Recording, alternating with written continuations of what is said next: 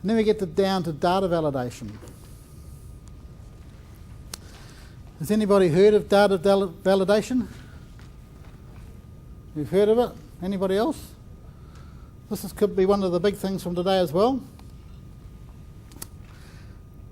Let's say we've got a little exercise and we want somebody to enter a type of fruit into the blue box, but there's only one stipulation. The fruit can only be on the approved list, and there's the type of fruit there. Does that relate to anybody? You can see what I'm trying to do. The first thing I do before I even write the formula is going to give that fruit a name, because it's a lot easier to relate to that name. So I'm going to highlight the range. And would somebody like to propose a name for this range? You're allowed to speak, by the way. This is Auckland after all, isn't it? We're allowed to speak. Would you like to propose a name? Veggies. Veggies, okay.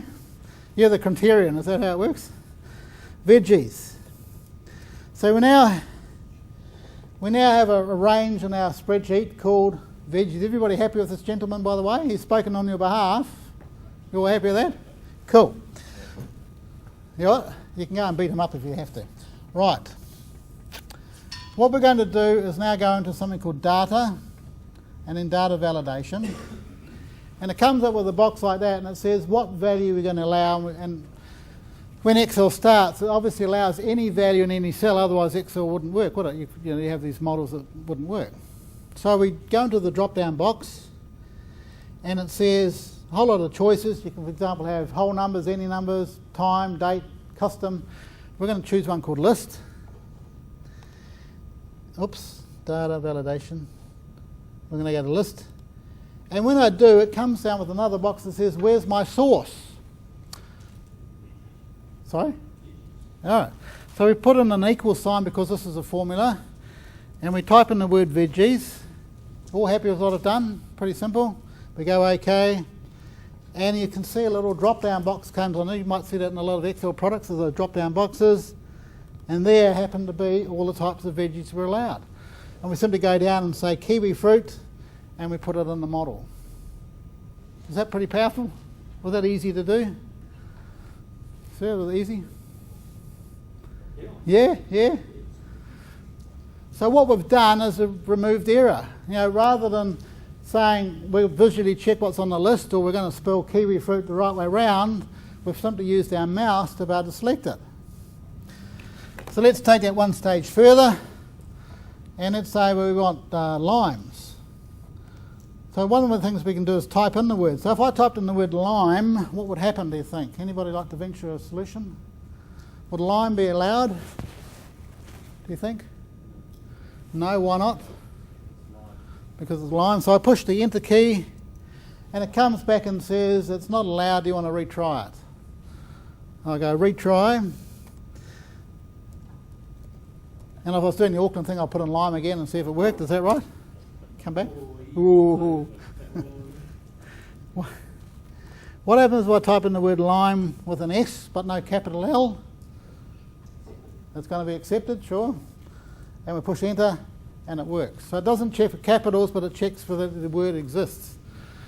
So you can imagine in your business there are probably lots of situations where you could do this. If in the payroll department you've got a list of people, or if you've got a job costing situation, you only want to put certain jobs in there.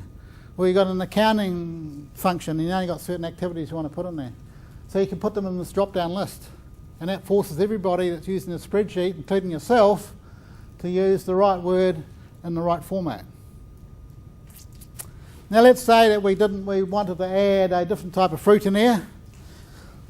Would you like to suggest another fruit since you suggested veggies? I mean, I'm a bit worried about that choice, but that's cool. Another one. Okay. You snuck in before the man behind you. That's cool.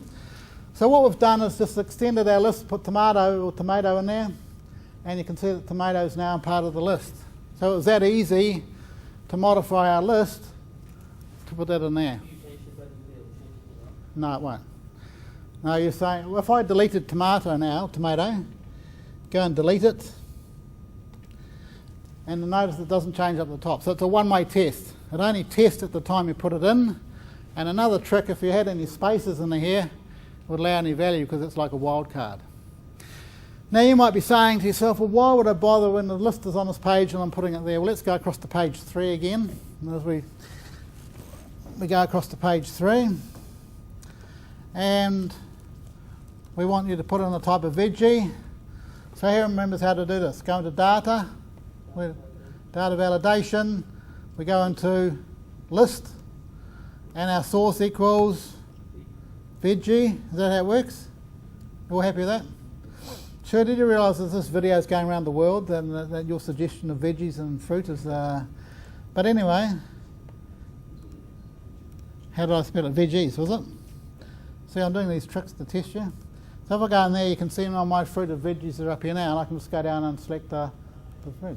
So even though my list was sitting over here, no matter where it is in the model, I've created that thing. The alternative, if I didn't use a range name, I could go in here and I could say that the range was equal to sheet 1 colon, where was it? Remember, C4 colon C10 or something like that? Yeah, but I have to go to that page. Button here. All right. But what button? That one there? Yeah, I know you could go there, that's right. But the point I'm trying to get to is that the word sheet 1, C410, does not mean much, does it? The word fruit, veggies, even if it was veggies, meant something. So by just going through that small step of creating names, it adds a lot of power. Right, the next thing we're going to do on these, let's say you've got a questionnaire and you're in the fire service, is that right? And you go along and you do an inspection on somebody. So, exit. So you go into the house and you've got to do a survey on a house and you want to put some answers in there. And we're going to create a list. And we're going to put some values in there. So if you're doing a survey on exit strategy, what would you list? Side. So we put in the word side, comma, what's another option? Sorry? Signage. And signage, okay. And another one, can't. Next one, wait for fireman. Okay, you've got a few choices there. If I go into that drop down box, you can see those values I put in there with commas are now options, and I can simply say the way to get out of this burning house is to wait for the fireman. Right? But the point is that I've only created, there's only 4 values that can go in that cell.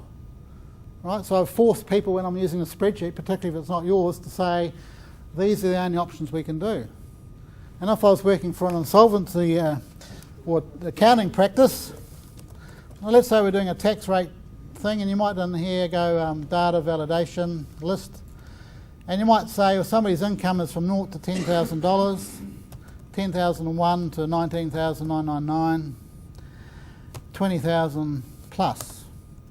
And if I go into that drop down box, I can now force people to say you've got to put a tax rate in, that tax bracket in there in one of those bands. So I've made it easy to answer the question, and I've forced you to put the same answer.